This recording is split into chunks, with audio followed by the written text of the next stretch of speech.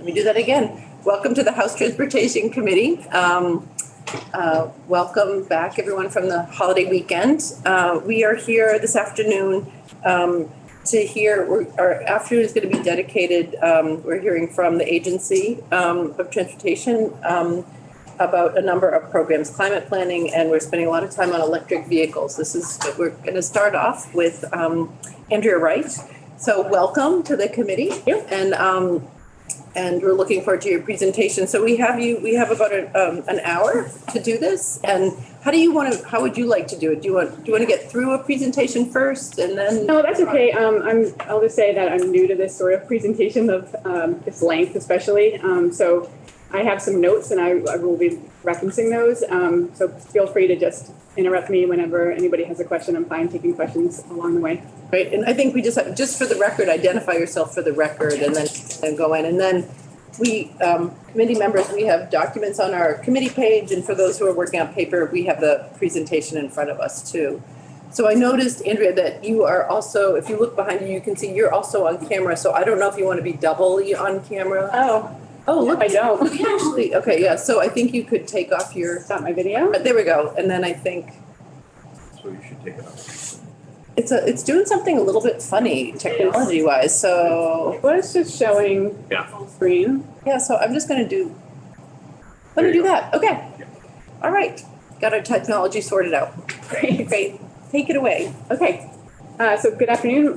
My name is Andrea Wright, and I'm the Environmental Policy Manager at VTrans. And I'm here to speak today about our work around climate planning and programming.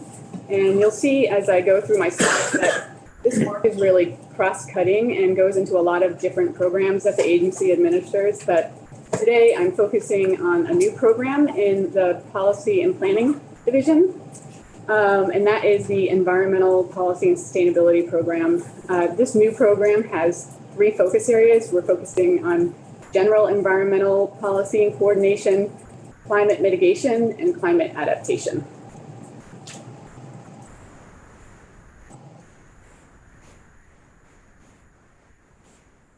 So before I go into any detail of what the Environmental Policy and Sustainability Group is working on, I just wanted to provide a brief overview for those who are new and also just for everyone, because really nobody has come in the past. I've been involved with environment at the agency for a long time and really haven't come in to speak to anybody about the environmental aspects that programs and different things that are going on at the agency. So I'll just start with the agency's mission and vision. The mission is through excellent customer service, provide for the safe and efficient movement of people and goods in a socially, economically, and environmentally sustainable manner. And the vision is a safe, reliable, and environmentally sustainable multimodal transportation system that grows the economy, is affordable to use and operate, and serves vulnerable populations. So having environment and sustainability in these statements is really important and really a testament to the culture that exists at VTrans, and one that I'm really happy to be involved in. So we've got a good foundation there from which to work. And I just wanted to go over, we have what we call 4 pillars of environment at the agency. So we have our group, the Policy and Sustainability in PPAID, and we'll get into a lot of detail about what we're working on. In the Highway Division, we have Project Delivery and Construction.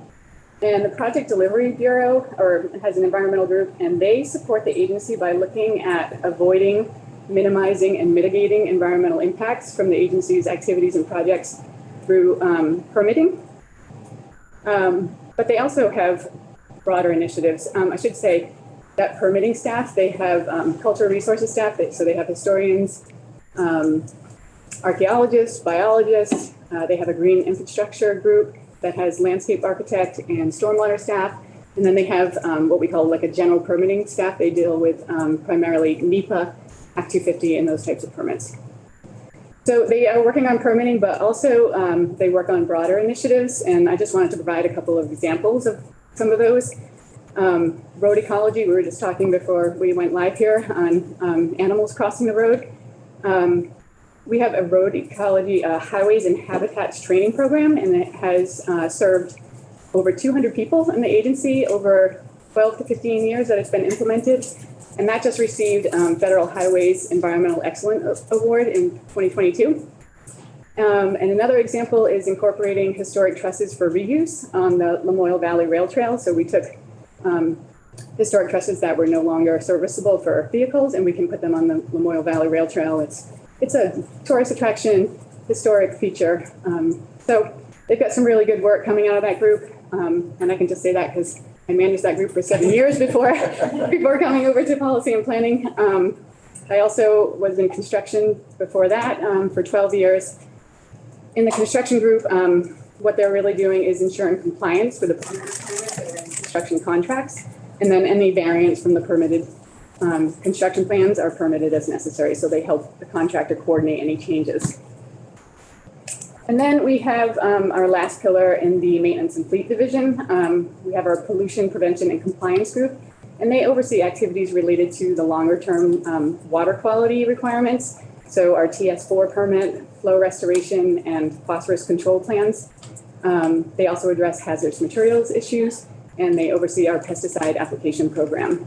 And I believe, if you haven't already heard from some of these groups, I know the Project Delivery Bureau will be coming in later this week to talk with you, and Nick Wark is the program manager now, so we'll be sharing some slides with you. So today we're focusing on the Environmental Policy and Sustainability Group. And basically our purpose is to, in those three areas of environment, climate mitigation, and climate adaptation, to understand the needs of the agency, create initiatives around those needs, and then codify good practices and policy, and understanding what funding is needed and what funding is available for implementation.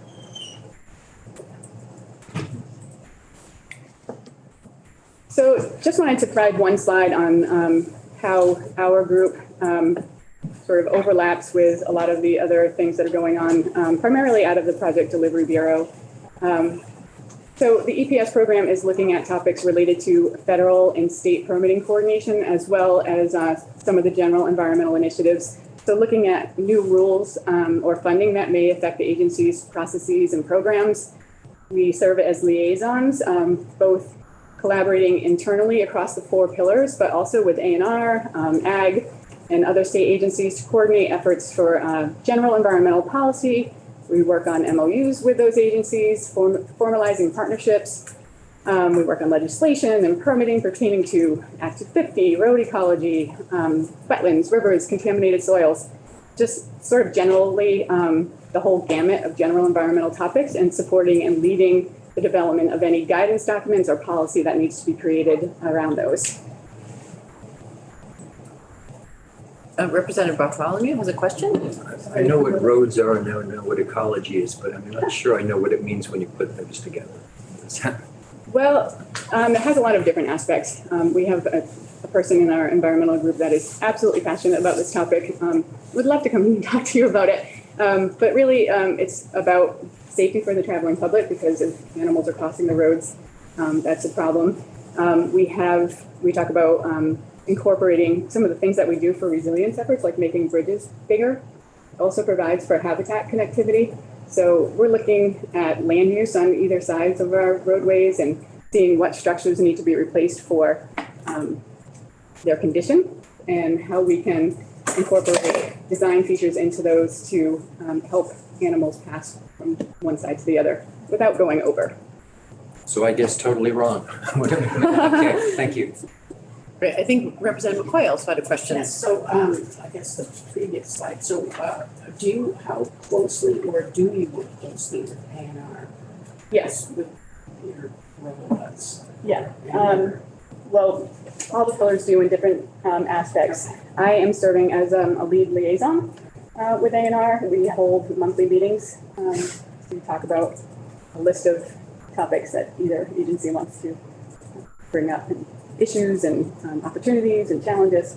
Okay. So every month we do that. Permitting and, Yeah, it could be project related, it could be some legislation that's coming, just kind of keeping each other informed on that. Different. Okay, thank you. Yep.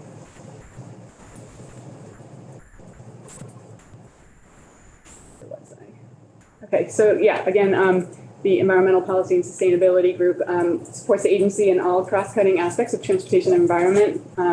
In the next few years, we'll be focused on climate and energy as the state looks to meet the requirements of the Global Warming Solutions Act, the related Climate Action Plan, the Comprehensive Energy Plan, and implements funding related to the Infrastructure Investment and Jobs Act, so the Carbon Reduction Program, the National Electric Vehicle Infrastructure Program, and the PROTECT program that is focused on resilience. And so we currently have 3 full-time staff. We've got Patrick Murphy, who is our seasoned employee in the group. He's got 1.5 years with us, and he's overseeing the electrification efforts, the NEVI formula funds. And I've been with the program for just over a year now, and currently focusing on overall efforts towards reducing greenhouse gas emissions, so the Carbon Reduction Program. And then we've got a third, Heather Bojan, joined the group in October and is focusing on policy and projects related to resilience or the PROTECT formula funding. So we're a new group. Feels like we're drinking out of a fire hose pretty much every day, but it's exciting work and we're really happy to be doing it. So again, one of our primary focuses is climate mitigation. We all are aware of the greenhouse gas reduction requirements laid out in the Global Warming Solutions Act. VTrans, of course, has representation on the Vermont Climate Council through our executive leadership, but we also held membership roles on the cross-sector mitigation subcommittee and the transportation task group that is associated with that committee, on the science and data subcommittee and the rural resilience and adaptation subcommittees that led to the development of the Climate Action Plan. And the CAP, of course, lays out recommendations to meet the reduction requirements. And much of what the Environmental Policy and Sustainability Group is working on aligns with those recommendations and pathways called out in that plan. So climate mitigation for us means greenhouse gas reductions, it means energy, and it means electrification. It's sort of what we think of as our three-legged stool for climate mitigation. So the first leg of that stool and the actions that you have probably heard most about because they have the greatest potential, especially in the short term, to reduce emissions, is electrification. You have lots of time with Patrick this afternoon, and he will be going into great detail about our incentive programs and our electric charging programs. So I won't go into much detail on that, but I just wanted to provide this slide and show some of the highlights from this past year's activities. We've got Capstone Community Action that is continuing to implement our Mileage Smart program, which is the state's used efficient vehicle program.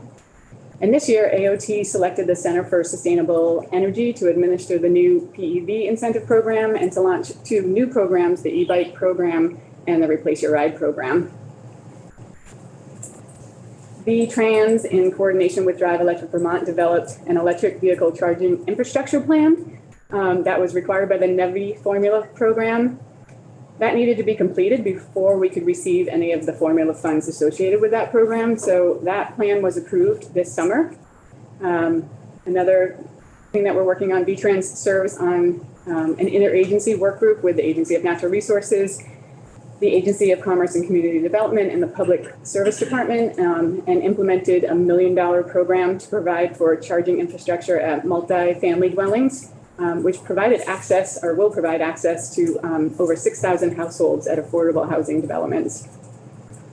And then as we see more success with EV adoption, it becomes more important to find a sustainable revenue source for the transportation system. And Patrick has taken the lead on that effort in coordination with DMV, and lots more detail to come on that this afternoon.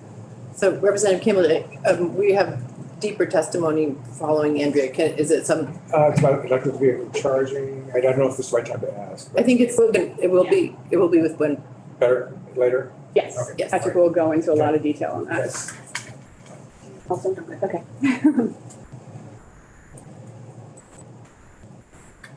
So my next few slides will go into some of those cross-cutting efforts with other programs and initiatives around the agency. Vermont's transportation bills have set increasingly aggressive targets for electrifying the state government's passenger vehicle fleet, and so our fleet is also transitioning.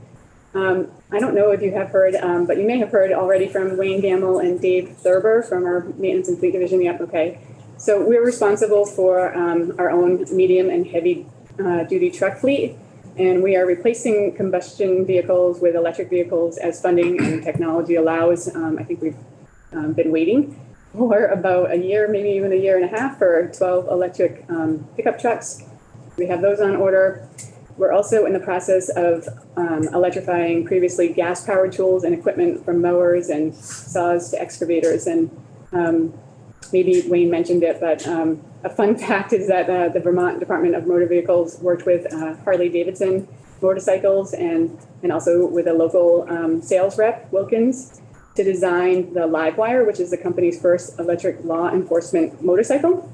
And now I believe Wayne said that Wilkins is a primary distributor to law enforcement agencies. So that's kind of a neat thing that came out of that effort. We have a number of programs aimed at reducing single occupancy vehicle trips and vehicle miles traveled. You may have also, I just got a little jumpy, heard from Ross McDonald, our public transit program manager. Early in 2022, VTrans released a public transit zero emission transition plan, which is an analysis of long-term fleet electrification costs, maintenance, infrastructure, and route viability. And so far, VTrans has received funding from 6 consecutive rounds of low and no emissions bus and bus facilities awards and 1 VW settlement award. And that has supported the deployment of 16 battery electric buses and the related charging infrastructure. And then with current funding, VTrans is set to support 25 battery electric buses on the road in the near future. And I should preface this, I'm not sure if those numbers are exact. They're from the fall and might not be 100% accurate due to availability and other issues with electrification. But the point is that public transit is also moving in the direction and even setting the pace for electrification. We also have the Mobility and Transportation Innovation Grant Program, which has awarded 25 grants in 2020 and 2021. I'm not sure how many just came out of the 22 program. It's pretty fresh.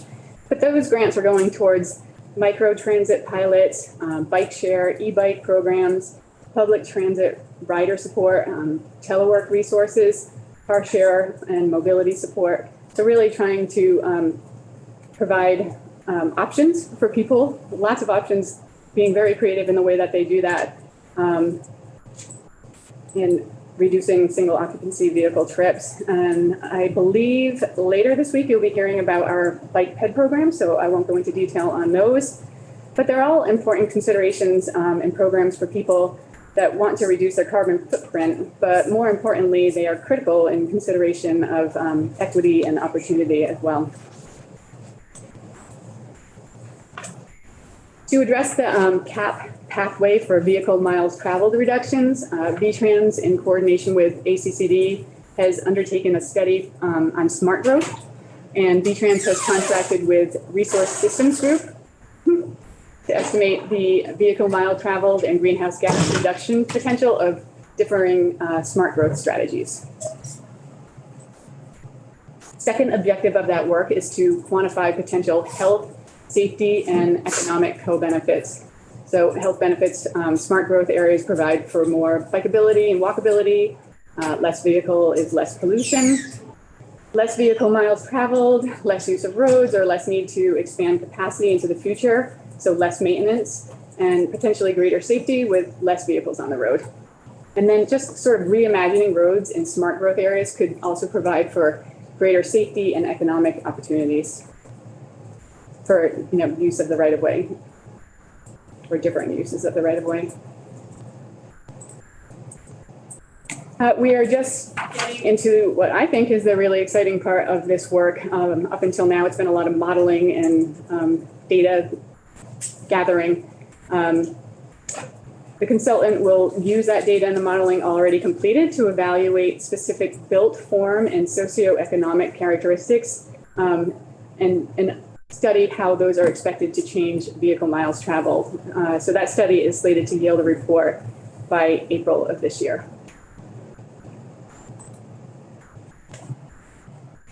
So sort of the second leg of that three-legged climate mitigation stool is energy. It was before my time in planning, but the VTrans worked really closely with the Department of Public Service on the transportation chapter of the Comprehensive Energy Plan. And we draft a biannual energy profile. The latest was put out in 2021, so we're due for another one this year. And what that is really a summary of the goals around energy as it relates to transportation and a sort of, excuse me, a state of the state or a progress report. As I mentioned earlier, the Environmental Policy and Sustainability Group also works across divisions to understand opportunities and challenges in greening our fleet and our equipment. But we're also looking at our buildings. VTrans owns or leases hundreds of buildings across the state. And we've begun installing EV charging infrastructure at these facilities to support the expanding need. There are 13 locations right now with dual head level 2 chargers, and most facilities will stop it there at the level 2 charging, but some will have fast chargers, and we're determining that as we move forward here. Our buildings are also looking at alternative fuel sources. We have 18 garages using outdoor wood boilers. These boilers burn cordwood cut from the right-of-way for safety issues. We also recently converted the Tunbridge garage to heat pumps, and I believe that garage is net zero now. 6 of our garages have 32 panel solar arrays, and many of our facilities have LED lighting. So really just looking for all opportunities to green our infrastructure in our buildings and facilities. And then we have an opportunity to look at alternative uses of the right-of-way for clean energy production, broadband, et cetera.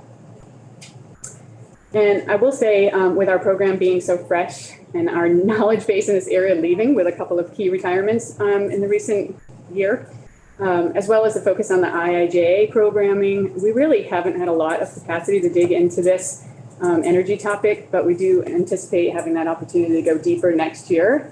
And we're really looking to create dashboards to provide transparency, but also just to coordinate efforts and evaluate across all these different programs what our investments are bringing us in terms of greenhouse gas reduction and the whole host of other co-benefits with health, safety, and equity. Oh, Patty, sorry. So alternative uses of the right of way. So you mean like digging and putting like cable under there to run?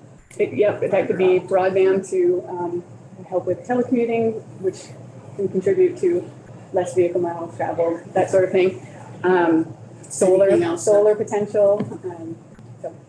Okay. Just wondering. Yeah. Other than.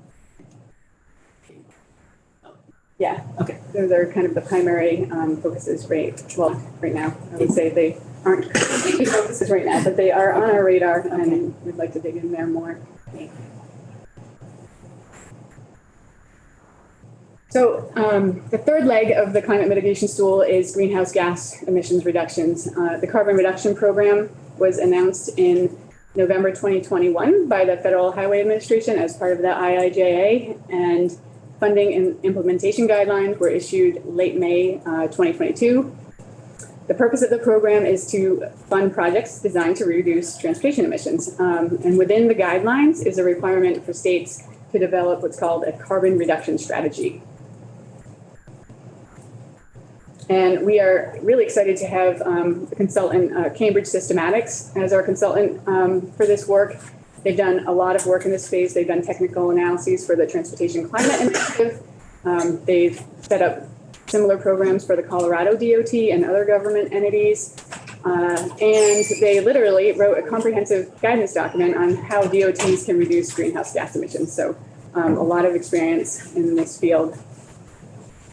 So the work will be completed in 2 phases. The first, to develop and apply a methodology for evaluating the effect of the agency's capital program on greenhouse gas emissions. And the second, to develop a strategy that supports the reduction of transportation sector emissions of the state. There's a lot of words on these next couple of slides, and I'm not going to go through them all, but in the scope of work that went out for development of the carbon reduction strategy, we asked the consultant to consider what could be done through investments from the agency, but we also asked them to consider policy or regulatory options that might be evaluated to get transportation sector to meet the requirements of the Global Warming Solutions Act. And one of the things that really stood out about Cambridge Systematics proposal was the acknowledgement of the strategies that are likely to get the greatest results, the recognition of the challenges associated with each of those strategies, and also the role that the agency can play in each of those strategies. And so, like I said, there's 2 slides here, and I just copied from their proposal what they did, but I think it's just really important that you are able to read through these, and it sort of sets the basis for this work.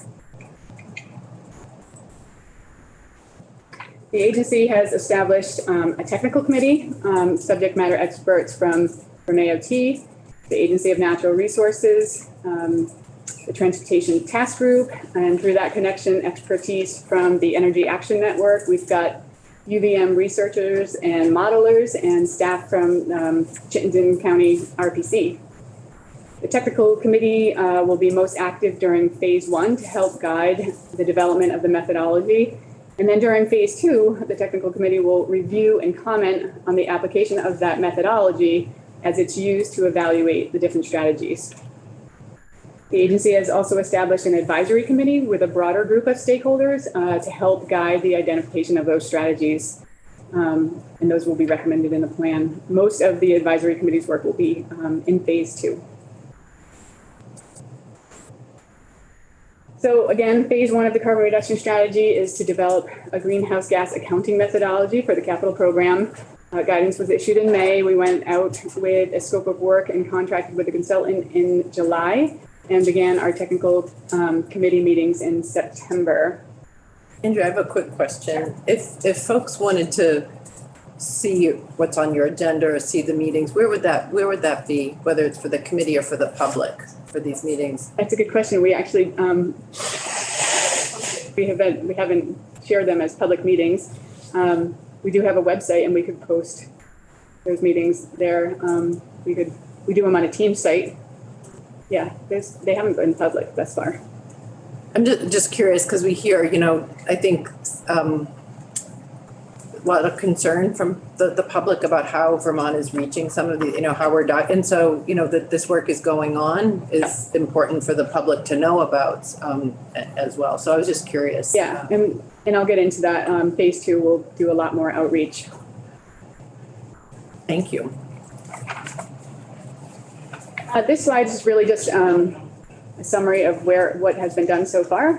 In September, we had our technical committee kickoff, just reviewing the scope and sort of gathering of information, understanding the roles of the technical committee and what will go into the methodology.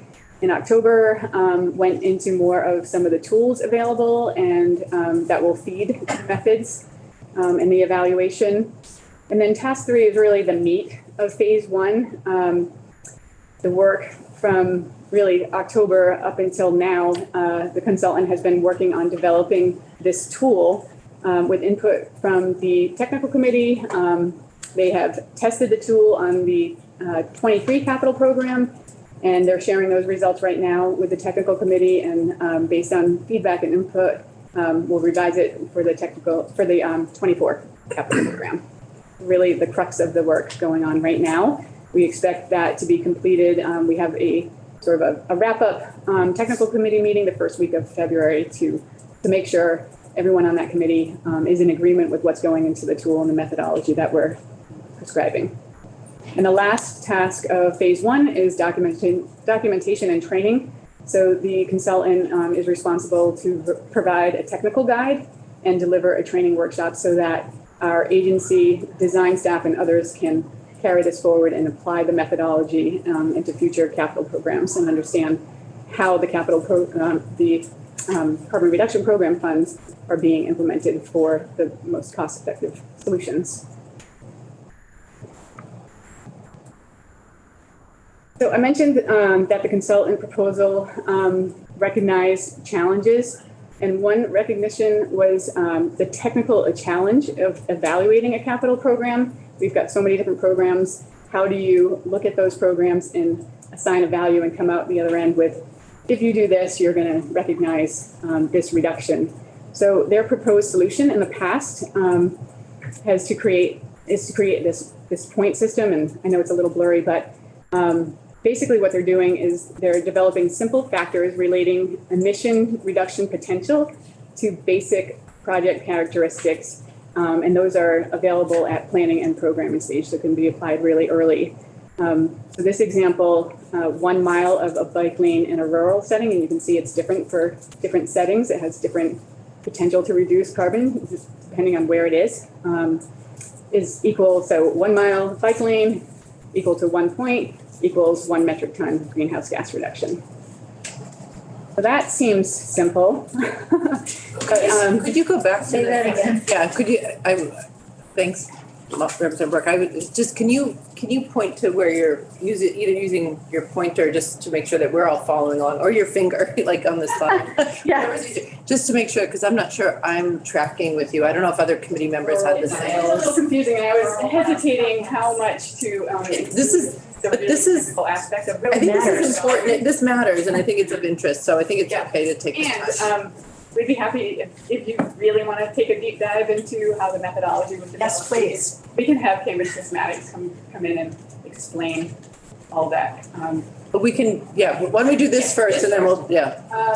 So this is just different places. So in a core urban setting, an urban setting, suburban setting, or a rural facility. So if you had 1 mile of a bike lane, so in this example, the rural, you would have 1 point, and that would equal, I can't, it's hard to do this right here, but it has a different value.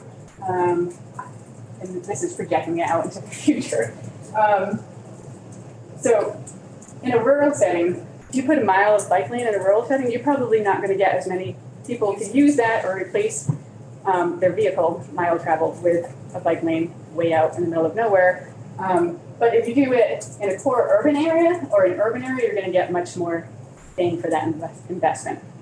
So those are points that are being assigned for the value of what can be, okay, thank you for, Madam Chair, can I just ask a Absolutely. clarifying question? So I'm wondering about context. So when you say out in the middle of nowhere, are you lumping in a rural village with somewhere out in the, I mean, what sort of rating does a rural village get in this sort of ecosystem that is being described? That would be a good question for Cambridge Systematics and how they factored that in. You're right, because there's many pockets of development even in rural areas. Absolutely. And, rural villages serve many of the needs in the broader rural town, or, they have the potential to do so. So the scoring is important. Right.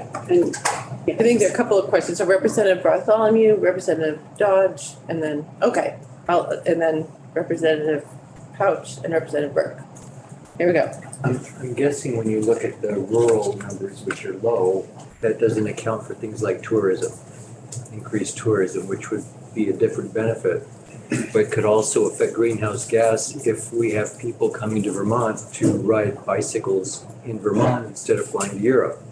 I don't think there's any way to capture that, but it's an that might be a important little bit out consideration. of scope for this. I mean, I don't know how you could capture it. You wouldn't know, but it is a factor that is not shown there. Yeah, and this is really for, those daily commutes and the people that are living in the state and the I vehicle understand. miles traveled that they're conducting, and how putting in different types of facilities can help to reduce that. But I guess my point is we should never forget how important tourism is, and anything we do to increase Yes. tourism has a lot of benefits for Vermont. Yes, and in phase 2, and I'll get into that, we will be looking at different scenarios and the co-benefits that come from those. Right. So, We have a couple of quick questions. Okay. They're quick, but I'm gonna. Yeah, I have a very quick one. I'm just trying to understand why the points change through time, because it seems like less time, 23 points from just 2 years now to 2025, but then only 19 points for 2020. yeah, again, I think that would be a Oh, good okay. Okay, Yeah. all right, if it sounds, and That was my question. okay, Okay, and Molly, did you? Yeah, I just wanted to know, so 1 mile of bike lane equals 1 metric point. Does that mean like 1 reduction in, what does that mean in terms of reduction of greenhouse gases? so I'm going to go into the next couple of slides. Okay. They are technical. And Thank you, Andrea. will help. It's a very complex methodology. It really is. So these are the slides I was a little hesitant in sharing because they are technical. As the consultant really started digging into this, you can see that it's a little more complicated. And this just shows some of the calculations that they went through, some of the assumptions, some of the tools, and existing data that they use to put into this. It's a lot of assumptions. It's modeling and assumptions using different tools that exist to come up with avoided vehicle miles traveled, and then looking further into the calculation, how that relates to CO2 avoided. So again, looking, this is for a bike lane, and it shows an example, but we're looking at this across all of our programs. So in our roadway section, what does a turning lane do? What does a roundabout do? For transit, for rail, all these different programs. So they have created this tool that is tabs and tabs and tabs on an Excel sheet, and it has very complex and deep calculations that are going into this. And again, we're at the point where they're sharing that with us, and we're evaluating it with the technical committee and seeing where we land. Two questions. Too early, but. So Representative McCoy, and you had a question too, and then. This is probably for the people that put this together, because I'm assuming they calculated in weather.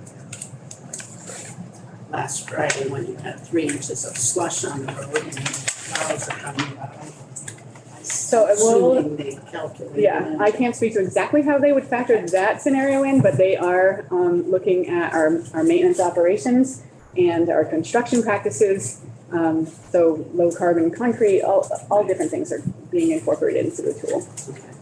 So we have a loud blower on this side of the room, so I'm having no, not you, but for committee members, we just want to be able to hear your testimony too. So Sorry about that. thank you. Okay, so where do we land here?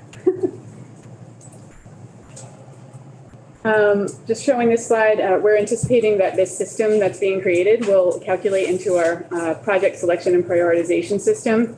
Some of you may be familiar with BPSP2, which assigns a transportation value based on the 8 criteria that you see here. You can see environment is one of those. Greenhouse gases is 25% of that environmental value. Currently, that consideration, the questions that are asked in that are really pretty qualitative. And so we're looking to see if out of this carbon reduction strategy process, if there's value in being more quantitative, using some of the point systems that are coming out or the actual carbon reduction that we're noticing from different types of projects.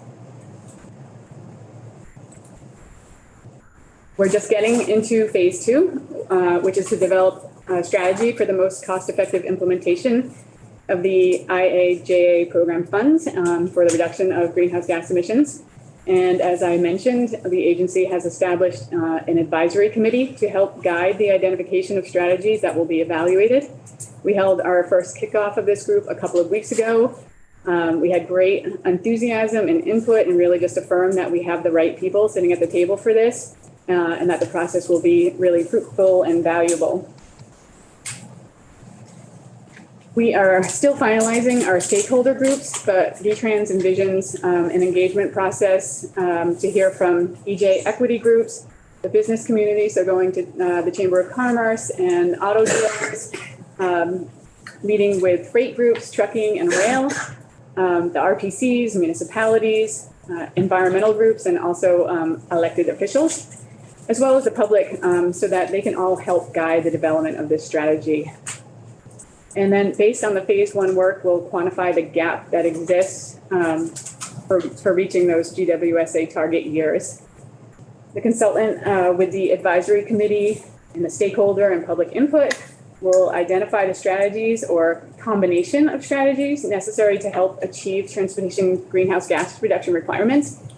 And these might include the transportation infrastructure and service investments, such as the pedestrian facilities, bike facilities, transit, rail, transportation demand management, as well as all of our, traditional roadway projects and bridges. And then the evaluation may also consider overarching policy and regulatory approaches, such as direct carbon pollution pricing, cap and invest programs, performance standards, vehicle efficiency price adjustments, electric vehicle incentives.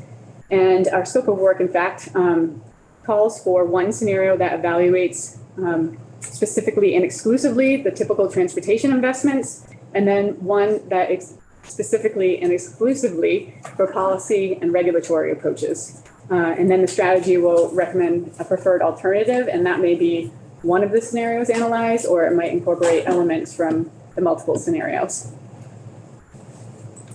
And just remind us the timeline on this is.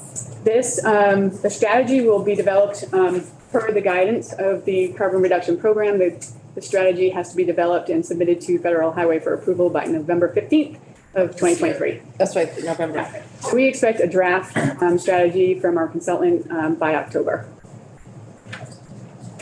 Go ahead, Representative Dodge. Thank you. So we were being explained by the Energy and Climate Program Director, Joey Miller, that with our EV program, you know, with just the cars, that we would only get to 1/3 of where we should be for our emissions goals. Is that right? Do I have that right? That's my understanding. So is this the rest of the story? Is this getting us above the 1/3? Yeah, so one of the things is looking at what the agency's programs can do themselves and what that gap is in that methodology.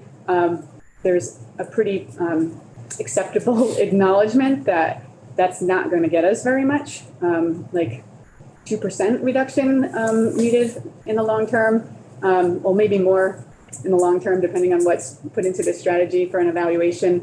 But yeah, so that is why we included the option or the requirement for the consultant to evaluate those other regulatory and policy.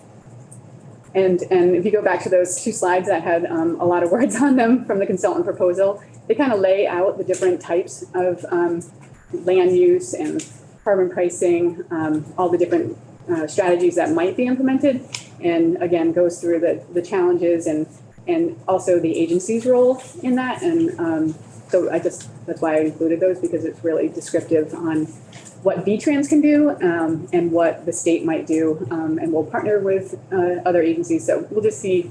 We have a lot to be determined in the next 6 months.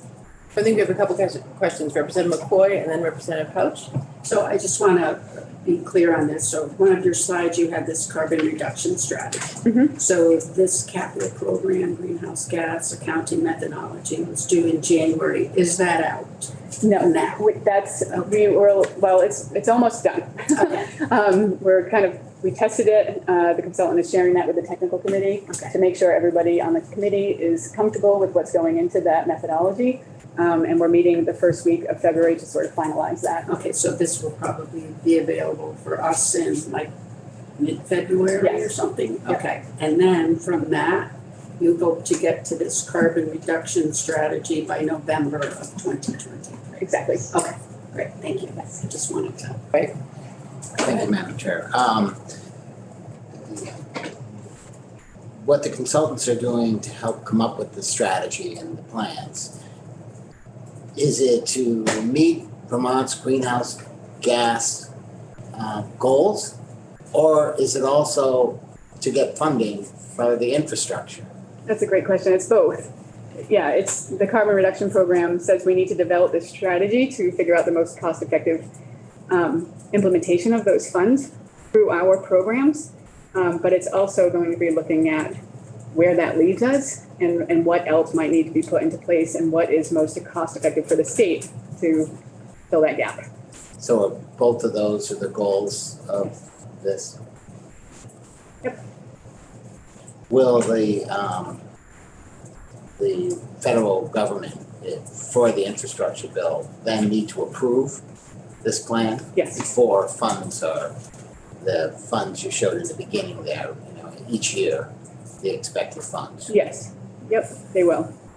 And there's the one slide that I showed, the first slide of this, that showed how much funding we're getting from this program and the types of things, and those were eligibilities in the guidance. So looking at public transit, looking at charging, if you look at LED lighting, it might not be so important for the dark state of Vermont, but in more populated areas where they have more lighting, those kinds of things.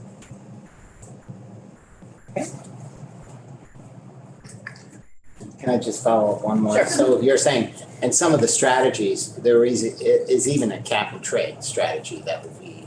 Well, that's to be determined still, from input from our advisory committee and the stakeholders. We'll have some input on that, and also the public as we march around the state and meet with these differing groups over the next 6 months or so. Great. Okay, so I just wanted to provide this last slide on the carbon reduction strategy, at least I think it is, to show an example of the analysis this work will lead to, some of the co-benefits, including health, workforce, and others, and to show that this work is really going to be a really holistic look at all aspects of transportation and lead us to a comprehensive strategy for the most cost-effective and beneficial solutions for Vermont. Okay, so the last bucket that we'll go through is the climate adaptation or resilience part of our work. I'll start out by pointing out that there's a lot going on at the agency to meet the definition of resilience. Emergency response and recovery, we have a continuity of operations plan. We have the incident command system that's activated when we have an event. Since Tropical Storm Irene, we have worked with ANR to educate staff through the Rivers and Roads training program. And we also work closely with Vermont Emergency Management in a number of ways. And most recently, we're on a committee to help them with the state hazard mitigation plan rewrite. Then we have, in designing and engineering, we have design standards. We have our hydraulics manual that projects need to be designed to. And we have the town highway and bridge standards. In planning and programming, we have resilience addressed in the long-range transportation plan, the asset management plan. We've got all kinds of plans. The transit plan is looking at resilience as well. We've completed a required repeat damage analysis and developed some tools that can be incorporated into our project prioritization process. For infrastructure investments, we're looking at the new IIJA funding, the PROTECT program, and we're also receiving some FEMA grants through VEM to address some of our vulnerable sites. And I just wanted to bring this up again because resilience is also one of those 8 criteria used in the project selection and prioritization process. And so it says here, uses the transportation resilience planning tool to determine a project's resilience score. And that's a combination of vulnerability and criticality. So the TRPT, as we call it, the Transportation Resilience and Planning Tool, combines river science, hydraulics, and transportation planning methods, and it's applied at a watershed scale. It's a web. Can you repeat that? That was really rich. Can you? Yep, I can do that. River science, yep. Hydraulics, and transportation planning methods. And that's applied at a watershed scale. This is the brainchild of Joe Segali. And it's been a few-year process in getting it developed. It's a web-based application that identifies bridges, culverts, and road embankments that are vulnerable to damage from floods. And part of that is using the existing data from previous work on our repeat damage evaluation. It estimates risk based on the vulnerability and the criticality of those roadway segments and identifies potential mitigation measures that could be implemented at those sites. So the TRPT was initially developed and tested in 3 pilot watersheds in 2017, and as of 2022 covers the entire state. So the TRPT can be used to inform our transportation corridor plans, tactical basin plans that are put out by the Agency of Natural Resources. It helps with project scoping, again, in the capital programming through our prioritization process, and hazard mitigation planning for both state and local highways. And right now we are in the middle of a statewide training effort. We're looking to go out. We've already started meeting with our district staff and letting them know how to use this tool to their advantage. We're meeting with project designers next, and then we'll meet also with local municipalities and regional planners. And then we just, One quick question. If one were to go and access this, what would we find? Is this for Joe Schmo Public? it really is for Joe Schmo Public. Municipalities, or- There's also, when you click that link, there's also a guide on how to use it. Okay, all right. And you can see sort of what comes up as a, I'm not sure if that's a landing page, but when you go into the tool, you see this and you can zoom into whatever area Any you're. particular area, Yep. like your town or your Yep. particular section of your town. Yes, and you can Okay. see those sort of little dots in the upper right-hand corner. Those are criticality and vulnerability scores, and those factored together equals the risk. And so you can know at the site that you're looking at, is it high for either of those? And then what the total risk score is. So it's great planning. It is a really great planning tool, and it even has detail on what can be implemented at those sites, and it's maybe a little bit out of date now because of inflation, but it has costs associated with some of those remedies, and it really is a great planning tool. It's pretty amazing. Representative Lally? Yeah, I was wondering if this coordinates with the A&R ERAF scoring, and on the other side of the planning world, the ACCD designation program. Michelle, you know? I don't know. ERAF planning and Yeah, state Madam designation? Chair, if I may, the Emergency Relief Assistance Fund is a fund administered by actually the Agency of Transportation, and it requires that, it provides the opportunity for communities who adopt various standards and codes and practices to receive a greater amount of federal funding versus the match they have to provide in the event of an emergency situation.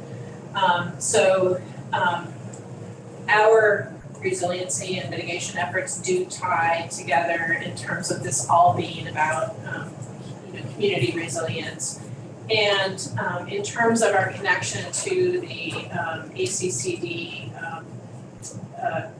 programs, the designation programs, I don't think we have any specific scoring crossover, but I guess I'd have to take a deeper dive, and I should know this, I'm on the downtown board, but there's so many criteria in the, certainly flood hazard and hazard mitigation are criteria within designation elements that communities need to address. And so I think that's where the crossover resiliency comes in terms of community planning for their village centers and downtowns. Go ahead, Representative Dodge. You mentioned that, thank you. You mentioned that these are watershed based, but so if I have a small watershed with is the calculation based on each point, or is it a watershed total number in terms of deciding, where we're going to prioritize? Because if you have a massive watershed with, lots of little low risk things, Yes. will that outweigh a small watershed with a really important? Yeah, so the vulnerability score is just that, how vulnerable is a particular area to erosion or any problems for resilience. And it takes into consideration the characteristics of that watershed. Does that make sense? Yes, so right. Each watershed's gonna be different. There's different magnitudes of streams, there's different steepness, there's all these different characteristics, and that feeds into why a particular area might be more vulnerable. Okay, so we're not talking about all of the Winooski,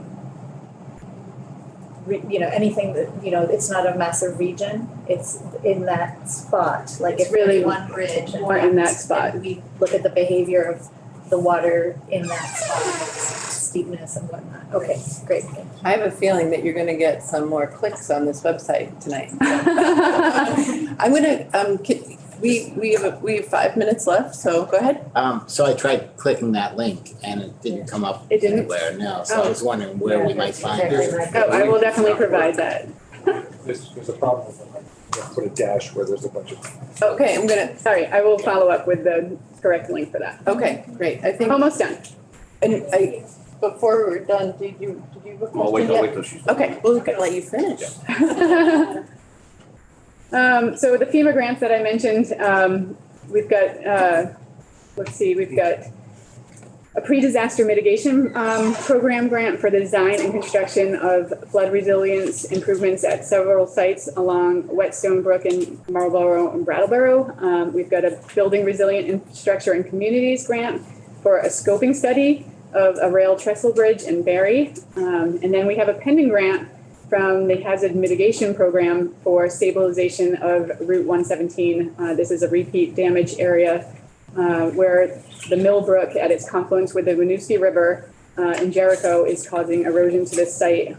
This is some pictures from some temporary stabilization that needed to be done in December. And this FEMA grant will provide a long-term solution that will enhance the floodplain function, reduce erosion and nutrient export, and more permanently stabilize the roadway. Got one more slide, I believe. The last, but definitely not least, is this Protect Formula program, another program from the IIJA. And that is promoting resilient operations for transformative, efficient, and cost-saving transportation. And so that's why we call it the Protect Formula program. And that's to help make surface transportation more resilient to natural hazards through support and planning activities. It has specific requirements that some of those funds need to be put into planning. We're a little ahead of the curve, maybe a lot ahead of the curve than other states in that we have this transportation resilience planning tool. And so we are already identifying vulnerable sites. A lot of states are just getting into that. So they have kind of a lot of work to do in the planning.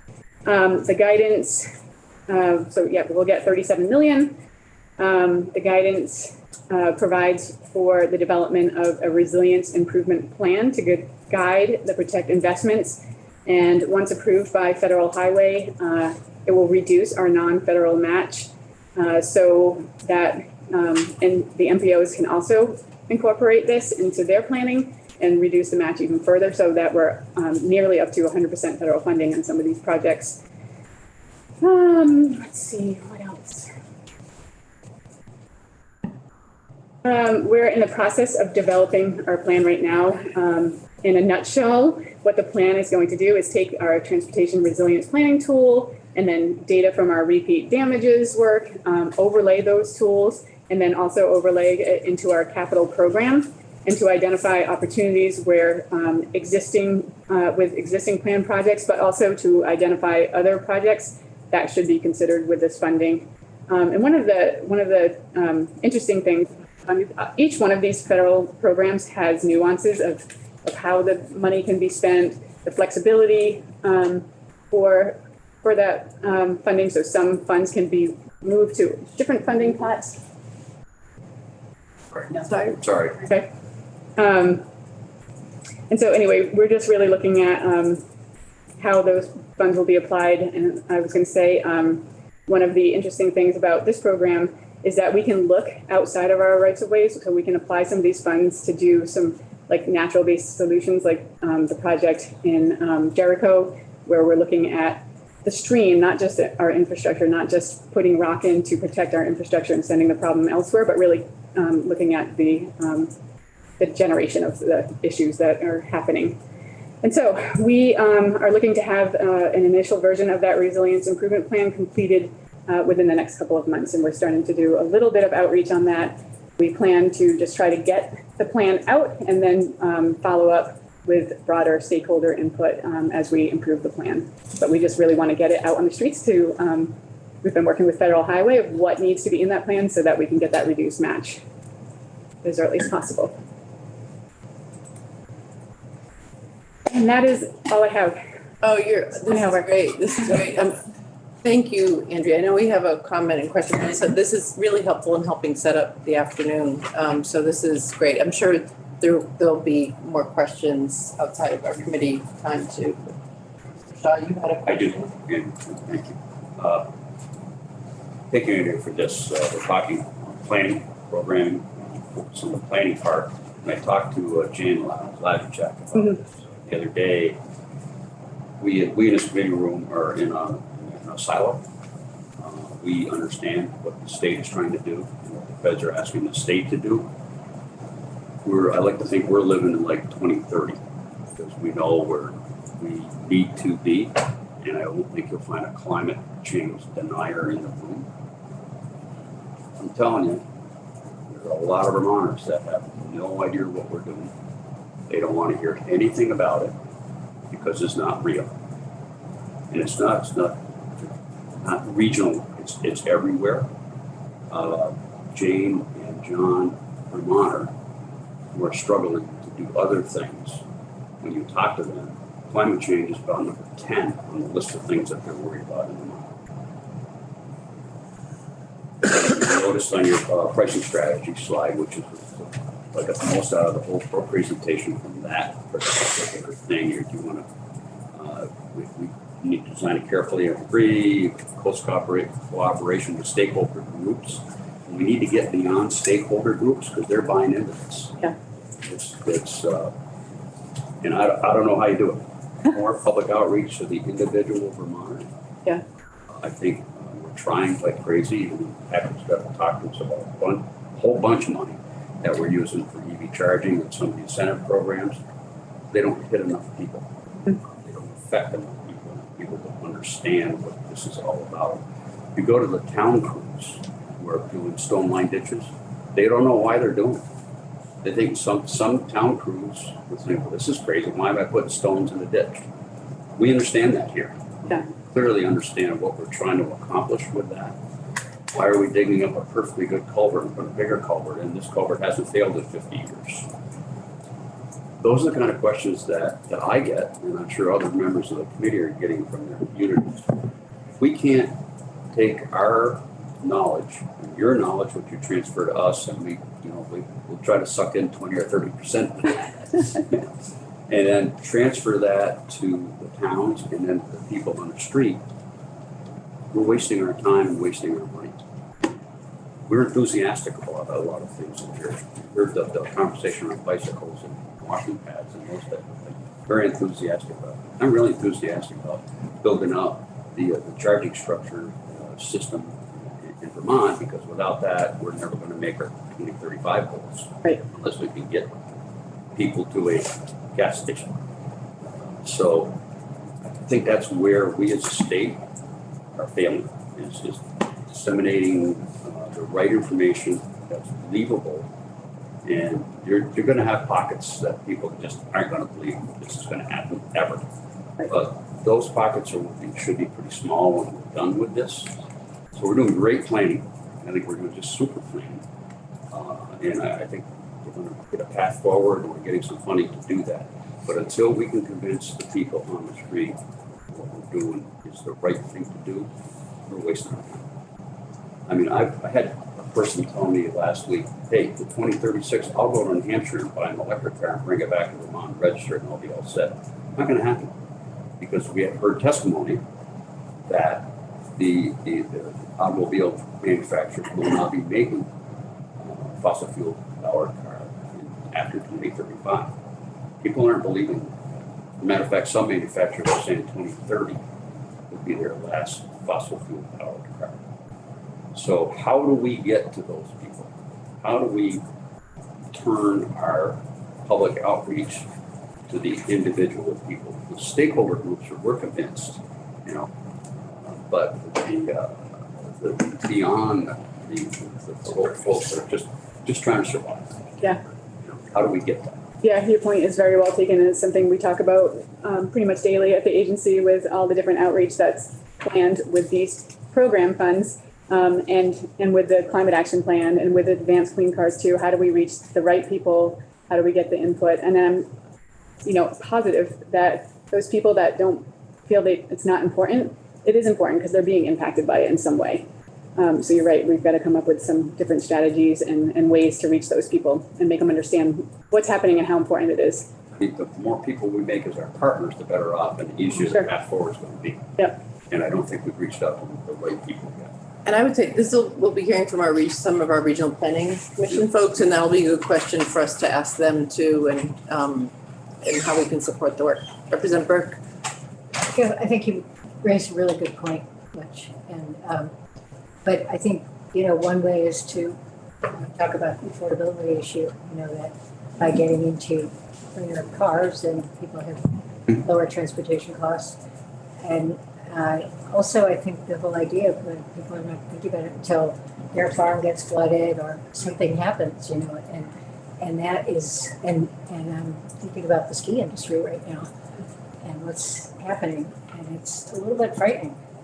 So Anyway. I agree. Yeah, I think this is something that we're going to be focusing on a little bit this session, and I want to make sure that we give ourselves some time. So for Patrick, and we also know that there's going to be in a fire drill some point this afternoon. Okay. So how about we make a transition, and we're going to take a scheduled break at 2:15. So thank you so much, Andrea, and I know that I imagine we'll be seeing you more of you this session. Yes.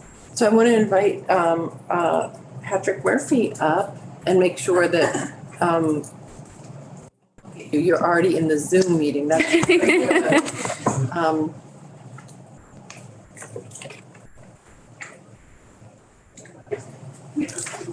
Great.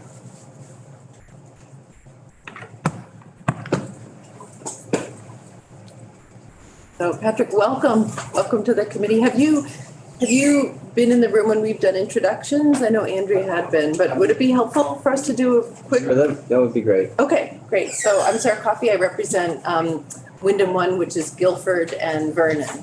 Tim Clark and I represent Bennington. Kate Lally, I represent Shelburne. Molly Burke, Brattleboro. Phil Pouch, Heinsberg. John Bartholomew, Heartland and West Windsor. I'm Matt Walker. I represent Swanton and Sheldon, and Patty McCoyle Return, who represents Pulteney. Scott Campbell from St. Johnsbury. Leonora Dodge from Essex Town and the City of Essex Junction. Butch Proctor Pitcher.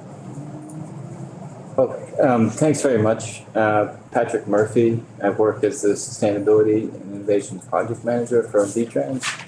I'm very happy to see a number of you and meet new folks here.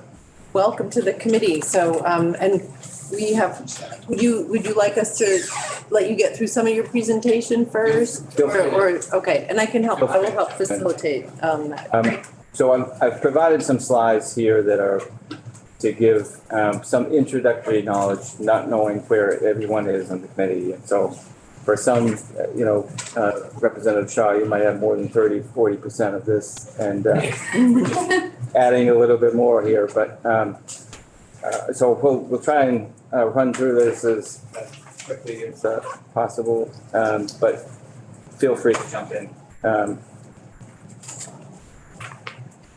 So you've seen this slide from the Climate Action Plan. These are the requirements that. We don't have your slide up yet. Okay. Have you been given screen share? Not sure.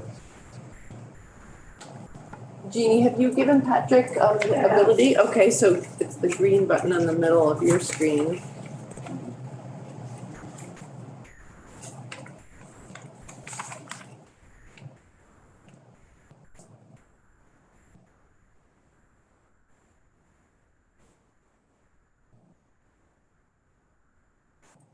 There we go. Great. Great, and you can look behind you if you like the presentation view. That Okay. Yeah, there you go. Yeah. So now you see this slide from the Climate Action Plan, and these are the requirements that Andrea shared in earlier slide. But this gives you, so out of those requirements, modeling was done to come to what should our targets be for electrification. So you've probably seen these numbers before, and they certainly are ambitious, but 27,000 plug-in electric vehicles by 2025, and then 126,000 by 2030. And so these are the strategies that are outlined in the Climate Action Plan, and I've highlighted just sort of the ones that I'll focus on in the two presentations that we have today, and then Bronwyn Cook later on will also address some of the public, workplace, and multifamily priorities. So where are we today? As of July 2020, there are about 7,500 plug-in electric vehicle registrations. About just over half of those are all electric vehicles. And at this point now, we're probably around 8,500 or so vehicles. The numbers will come out in the next month or so. So about 2% of total registrations in the state. We've been tracking fairly steady until this last quarter. We've seen electric vehicle sales as a percentage of total new sales rise up to just over 8% in the last month. That's positive news. There does seem to be some trend towards a little bit more vehicle purchasing, and particularly for electric vehicles here in the state. So the state does rank fourth in the nation as a percentage of our population. And there are some key points, I think, that help direct us in a positive direction. So the Inflation Reduction Act, you've heard quite a bit about. That establishes, for the first time, a used vehicle tax credit up to $4,000 or 30% of the vehicle's price. But then it also reinstates a $7,500 tax credit. That is a bit of a more of a question mark, and we can go over that in more detail if you like. But one of the important things that it does is it in 2024 creates a point of sale, a claim for an option so that you can take the full amount of the credit off the price of the vehicle. So in prior years, you had a tax credit that only could benefit those that had enough tax liability to have it wiped out. So this creates a little bit more equity for those who wouldn't necessarily have a full 7,500 or full even 3,750 to be able to reduce that tax liability. And then the Advanced Clean Cars 2 rules, as you've heard last week, were adopted, and this is entirely necessary for us to be able to access the vehicles at the rates that we expect to achieve. So this is a key change that not only affects model year 2026 when it goes into effect, but it could also help with the early years through early compliance credits, and then also to help reduce the overall cost of vehicles in the early going, so that auto manufacturers can still meet their requirements, but that can continue to stack with some of the incentives that we'll talk about later. And then, of course, we have a number of local utilities who offer their own incentives, and that further increases the hopefully the affordability of these vehicles for folks. We do have continued challenges, as I'm sure you've heard. So the main one, of course, is the high upfront cost of vehicles. And that's been worse, frankly, in the last couple of years. This graph here on my right was an Efficiency Vermont survey. So lower upfront costs would make people more likely to buy EVs, and the second is nothing, which I assume is that they already have been convinced and they don't need any more convincing. And then there's the many of the others kind of relate back to the EV infrastructure that's necessary that Representative Shaw mentioned earlier, for people to feel like there's a convenient way to get around without running out of a charge or being stranded somewhere. Vehicle availability is a big issue right now. When you go around the state, there's just no vehicles on the lots, and there are long lists for people that have ordered vehicles but are still waiting, sometimes 10, 12 weeks or more out. And that's because of the lingering effects of the pandemic, or the microchip, and other supply chain issues. And then lastly, there's just a lack of clarity. Right now, the Inflation Reduction Act provides up to the $7,500 credit based on battery size and whether a vehicle is manufactured in North America. That will change once the IRS issues its rules around that. And so then it switches to a more complex formula that requires certain percentages of battery components and critical minerals to increase year after year. And the idea is to build more domestic manufacturing, but it might take some time for that to be able to catch up and for people to benefit then from the EV tax credits. So that creates some uncertainty around pricing. I just give you a broad overview of the incentive programs and the funding that was appropriated last year by the legislature. So the incentives for new PEVs was $12 million, all told $36 million.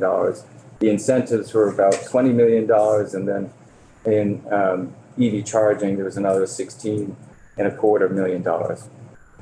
So replace your ride, and we'll go into all of these, but you have a little summary down the bottom of what's been achieved in federal fiscal year. So that's October 2021 to October 2022. So this gives you a sense of kind of the pace of the incentives at this point, and it is picking up over the past 6 months. It also gives you a sense, I think, of how these programs are designed, because unlike many other states where some states have just sort of a flat rebate for everyone in the state, no matter what your income. All of Vermont's programs are income sensitive. So you either have, you meet moderate or low income rules, and the programs are structured in a way to provide the highest benefit to the people with the lowest incomes. And so you see that reflected in this last statistic to the right, that over 80% of incentive funding is actually going to the people with the lowest incomes. You have a question here, Representative Campbell. Just wondering about the time frame that we have this money to spend, and what if the uptake isn't fast enough? So that there is, the legislation didn't put any time frame on this funding. This is federal money, right? This is mostly state funding, mostly general funds. Okay. Except for the piece of the corridor fast charging, which is $6.25 million. Okay. But otherwise, it's all general funds, yeah. Except for maybe the e-bike incentive program, which might have been transportation funds. So then there isn't a time limit? Or? There's no time limit. What we've estimated is that this should last us for 3 years.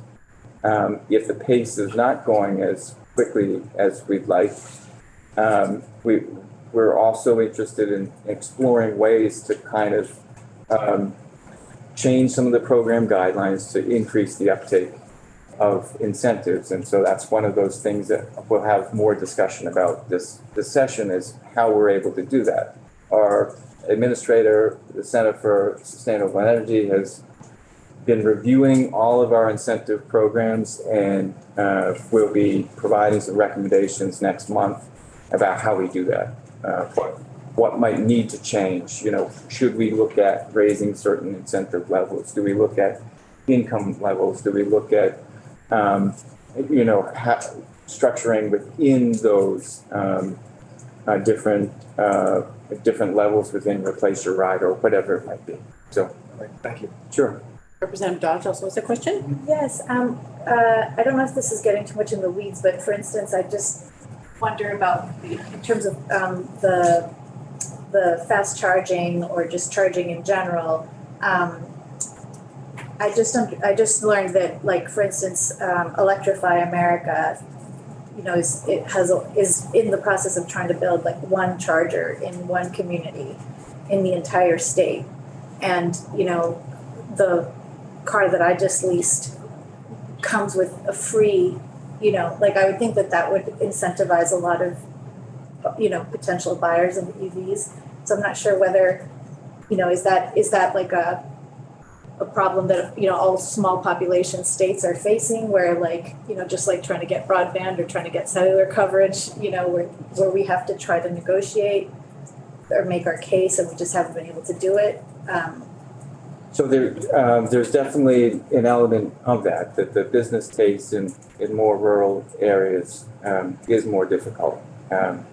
In some cases, you're going to see higher prices because you might need more electrical upgrades to make a site work. There might need to be more operating and maintenance costs, ongoing costs that have to be covered in some way. And with low volume, you're just not able to do it. But there are certainly ways around that. We can get to that. We've got many slides about EV charging, so happy to dive into that. I think Representative McCoy might have a question too. And So of the 2.67 million total incentive funds issued, 81% of that went to lower income households. Right. Okay. So you're looking at Mileage Smart program, which is geared almost entirely, you know, there's certainly some families might be considered more moderate income at the higher limits of the 80% state median income, but you've got the entire Mileage Smart program and then the lower income level for the new PV program and the lower income level for So last FY '22, we used 2.67 million of these dollars, and 81% of it went to lower that's right. income households. Okay. And in part, that's also a function, like I said, of the design of the program. Correct. Which kind of, Yes. you know. Right. Okay. Thank you. So we'll get to some other that give you a perspective more on the numbers of people. Right. So like 53% of the new PV program is are people with lower incomes. Okay. But the overall amount of funding is obviously much higher. All right. Thank you. Sure.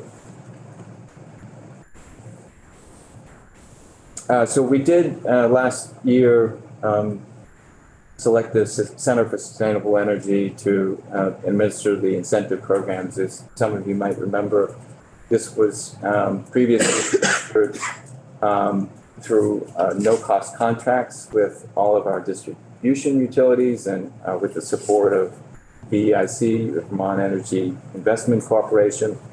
And unsurprisingly, they weren't interested in continuing no-cost contracts. So we were able to kind of transition that fairly smoothly to the Center for Sustainable Energy, and then be able to tap into their expertise when we launched two new programs, the Replace Your Ride program and the e-bike incentive program. Patrick, I have a question. I noticed that we had 50,000 from FY '23, and then 2 years previous we had 50,000 that my understanding was that couldn't get out the door. But so is that number of 279 electric bikes representing what $50,000 can get us in incentives, or what $100,000 gets us in incentives?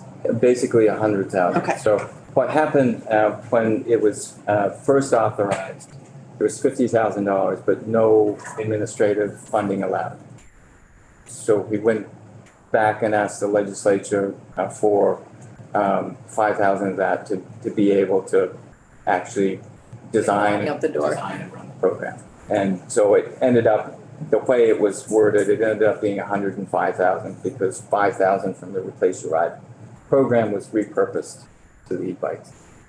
So this is 279 bikes at an average of, I think, $330 in incentive.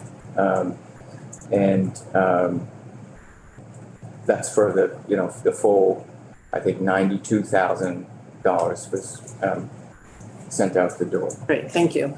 Sure. With all these incentive programs, there's always like about 4 or 5 iterations of the program. So this is another thing that we'll have some more discussion about, I think. This is just to give you a sense of the program guidelines for anybody who's not familiar. So up to $4,000 for an all-electric vehicle, up to $3,000 for a plug-in hybrid. And that obviously decreases as your income increases. So, and about $10 million is left after a historic amount of funding, totaling about $15 million. This, I know folks on the committee have been interested in this in the past.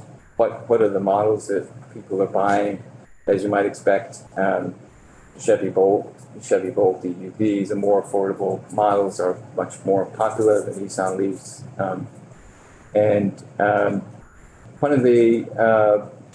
One of the successes over the past year has just been increasing the share of all electric vehicles that people are purchasing with these incentives, and also increasing the number of households with lower incomes from 46% last year to 53% now.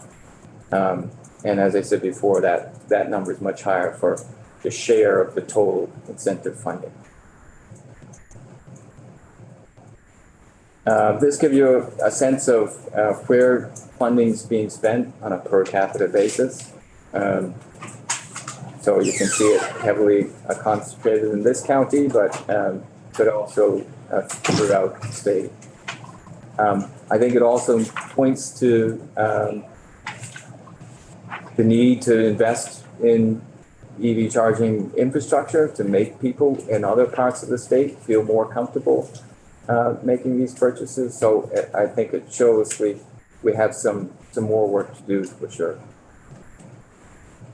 So some of the key considerations for you all this session, I think, is kind of looking at the vehicle price caps that you had addressed last year in part, and seeing what is reflective of the current market, looking at income guidelines and whether with inflation and kind of shifts in what people's overall incomes are, whether it makes sense to revisit those, potentially incentive amounts given the increased cost of vehicles, sometimes $2,000, $3,000, $4,000 more than the MSRP. And then there are just some comparisons here for you all to get a sense of where other states are at and what they are doing.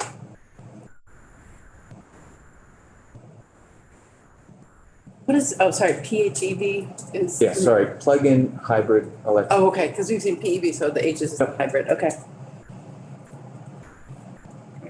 Sure, go ahead, Representative Shaw. Okay. Patrick, is there, with the fundings that you have available for potentially the next 3 years, is there any need for us to talk about increasing the price cap on those vehicles from 40,000 and 45,000, maybe 45 to 50,000, to make sure that money gets out the door? I think it's a discussion worth having. There are a number of newer models that are just over the price cap, and I think there was concern last year that on at least for plug-in hybrids that we would be funding something that isn't getting us the return in terms of greenhouse gas reductions. And so there are maybe other ways to get at that by providing some minimum standards for battery size or mileage rating. I think there are different ways to kind of address that problem. Could be talking about that after Friday. We may be. We very well may be. But of course, you're free to lead the discussion. Okay. Sometimes it's just wise to be quiet. So the Mileage Smart program is really getting going after kind of a slow start. it had launched, as you might remember, right around the pandemic. And, but we're starting to see a more consistent uptake in vehicles. There is quite a bit of interest in it and not enough vehicles for people at the prices that they would be able to afford.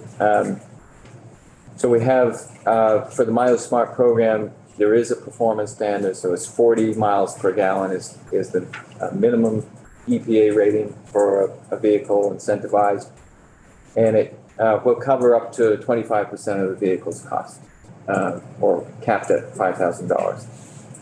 So there's just over $3 million of that left. $3 million had been appropriated last year, but we were still in the prior year's funding. And 15% of that is now allowed for administrative costs. Capstone Community Action Agency administers this program, delivers the program on our behalf, and really advocated for being able to have a higher administrative funding allowance to be able to make those incentives. And they have 3.1 million remaining in the funds. Yes. Yeah, that's not just last year's appropriation, that was previous. Several years carried over from Accumulated, one okay. to the other, yep. Representative McCoy and then Representative Patch. So incentives up to 25% of vehicle cost capped at $5,000. How much is a Chevy Bolt EV? Used? You mean used? These are used. These are Chevy, used. so MileageSmart is all used Okay, program. what is for?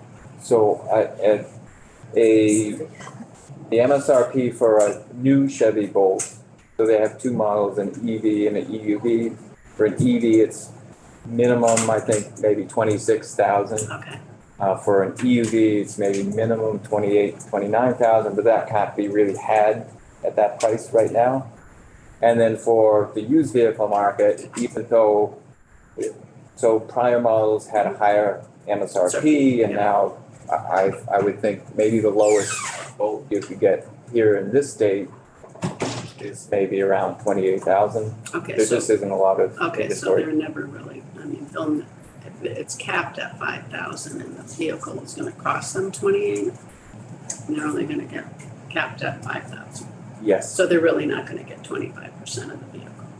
right. Okay, There are, on the flip side, not every vehicle needs to be a plug-in electric vehicle. And so there are many older Prius, as an example, that where people could get, a $10,000 vehicle. So obviously then you're gonna get that capped at the 25%. Yeah. okay, thank you. Thank you. And is this one program the one you don't actually need the tax appetite for? Or you do need the tax appetite? This is only delivered at the point of sale. Okay, So Capstone, there's an application online. Capstone works with you to be able to line up, what are you trading anything in? What is your financing? How much you can put down? And so everything's delivered right now, point of sale. so only through dealers then could you do Yes. this? So there are dealership agreements that with Capstone to be able to deliver it in that way. And the same for the new PV program. So the Center for Sustainable Energy has agreements with multiple dealerships, I think about 30, 35 dealers throughout the state. And that allows people who mostly take advantage of that option to be able to have it taken right off their sale, so they're not, that doesn't then become more tax liability. And that's a real concern for MileageSmart is, providing an incentive that might then put somebody over a benefit slip for some other program. Yes. Yep. We're good? Great. So this gives you a sense of the sort of historic trends. We have over 400 vehicles have been incentivized. 82 over this last half year. And over 40% of those, 43%, have gone towards plug-in electric vehicles. And so that number has been increasing.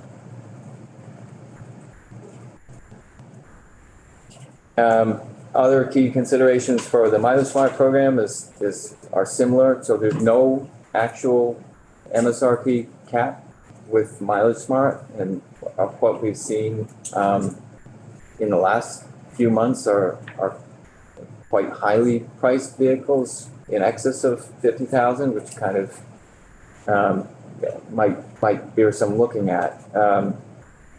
There are incentive amounts that you might look at in terms of being able to provide the highest greenhouse gas reductions. Do you assign different amounts to different types of vehicles? And then just collectively, I think we need to think about ideas to be able to increase the supply of used vehicles that are available to folks in the state.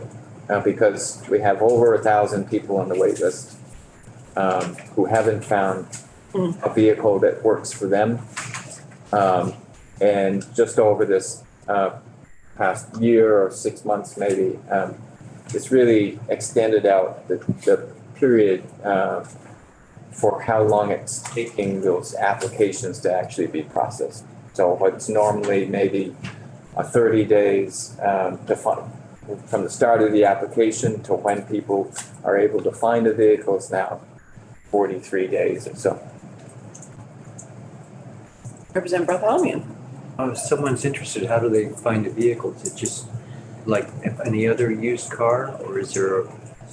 So it has to be through a dealership, which is... Oh, you said that, I'm Yep, sorry, so you said that. it has to be through a dealer, there's wildlife in here. There has to be a dealership and that lines up with the federal tax credit, which also has to be provided through a dealership. But then So there MileageSmart, is kind of that disconnect of private owner wanting to sell their car, they don't want to get bottom dollar by trading it in. The dealers don't have it, but I might have one to sell, not eligible. that's right. Yep, okay.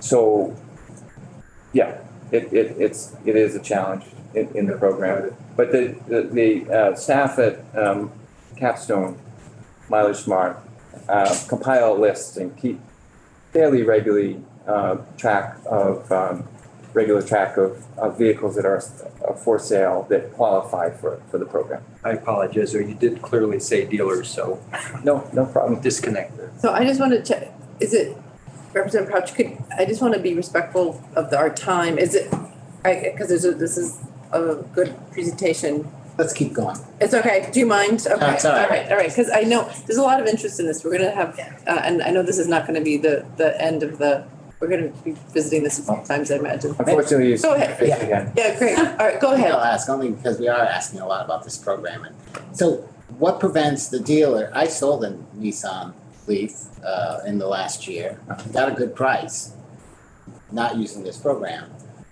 What prevents the dealers from inflating the cost because they know you've got, incentives that'll help drive the cost back down? Are there any controls? Yeah, I mean, we get that question fairly often, and that's why Vermont is unique in having income-sensitive programs.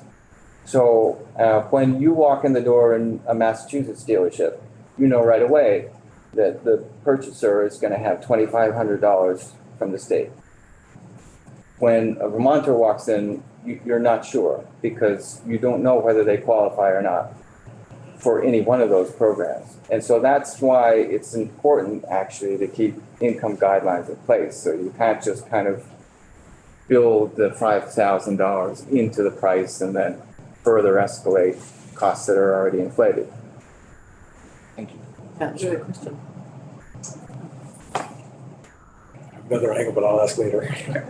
And feel free to, like, afterwards, I'm happy to follow up. So Replace Your Ride, very quickly, is also geared towards households, people with lower incomes. to be able to get older, inefficient vehicles off the road and replaced with cleaner transportation options. So this was launched in September of this year. There was launched in 2 phases. The first was to kind of very quickly get it up and running so that it worked with the Mileage Smart program, so people could get 3,000 or 5,000 right off the top of the vehicle, and to work with the new PEV program. So it's focused first on lining up with the vehicle sale incentive. And then the second phase was to begin to put together what was developed as a prepaid mobility card. So people who wanted to trade in a vehicle would be able to do so, and if they were in a place, whether it be an urban area or rural village or whatever it might be, if you had access to other services or to just equipment, e-bikes, bikes, electric motorcycles is one option. There was in areas where there's more services, car sharing and bike sharing, those are all eligible. And so the prepaid mobility card allows somebody to retain that $3,000 for up to 3 years and be able to spend it down at only those places that have been whitelisted through that card. So that became available late last year, and we'll see maybe when the weather gets a bit warmer, more participation with that. Again, the $3,000, to your point earlier, the $3,000 I think is a challenge for folks because it's a very narrow group of scenarios where somebody would have to have a vehicle that was really almost worth less than the $3,000, where used vehicle prices are quite high right now, and deals might be better through a private party sale. It makes it challenging to actually take advantage of this program. This is just a quick snapshot of the 7 households who have. I'll leave that there for a moment.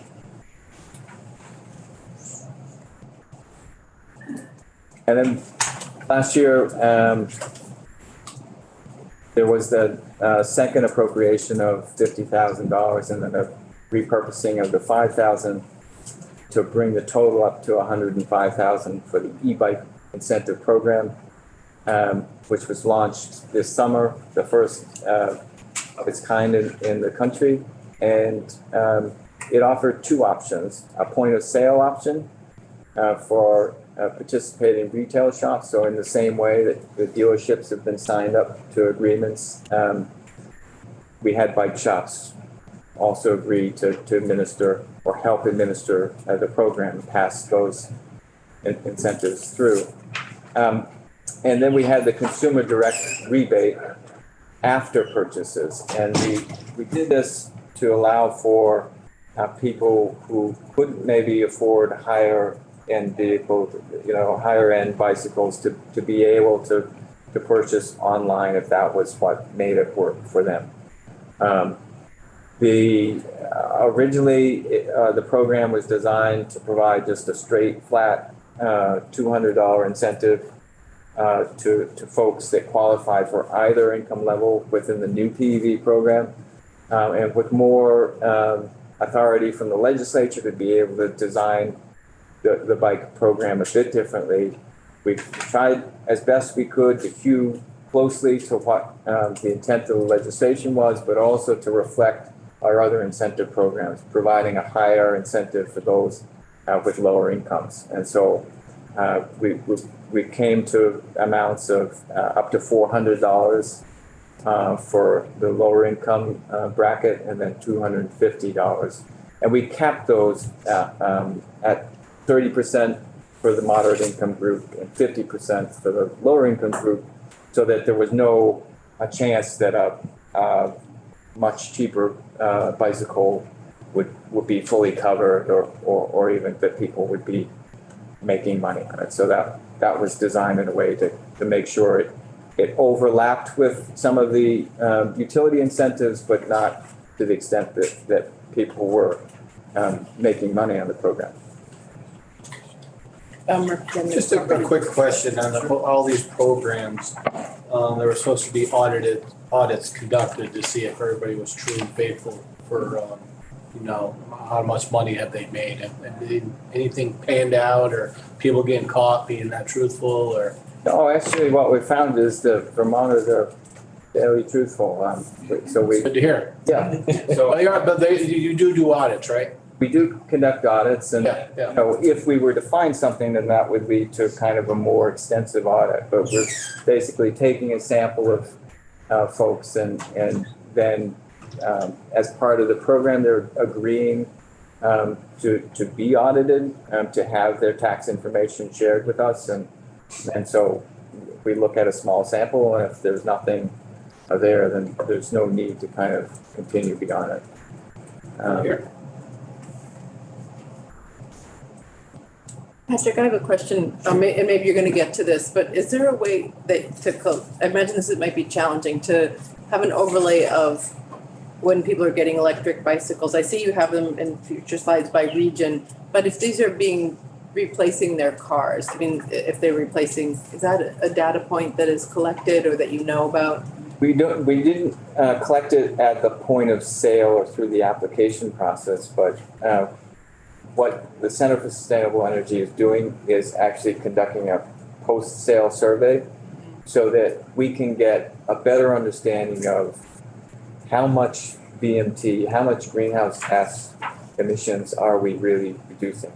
Because we know that it will be different, as Andrea mentioned, when we're looking at what's the potential of bike lanes in any given Exactly, yeah. location. We know that it will be different in different places.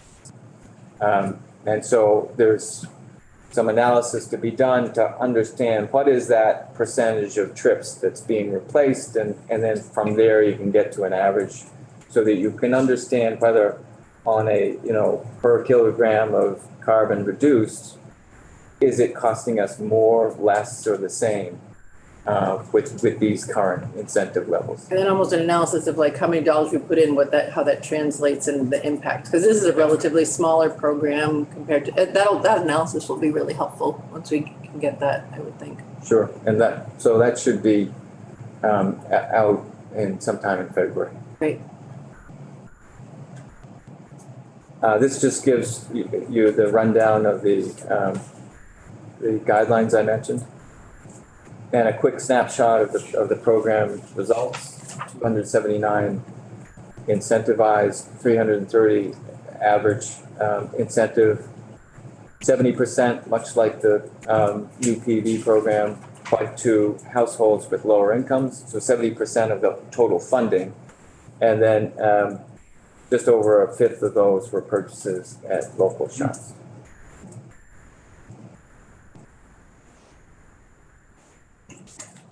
Madam Chair. I'm sorry, I was looking at your cool graphs, so Representative Burke. I just want to comment. Oh. No, it was coming, it still made you jump.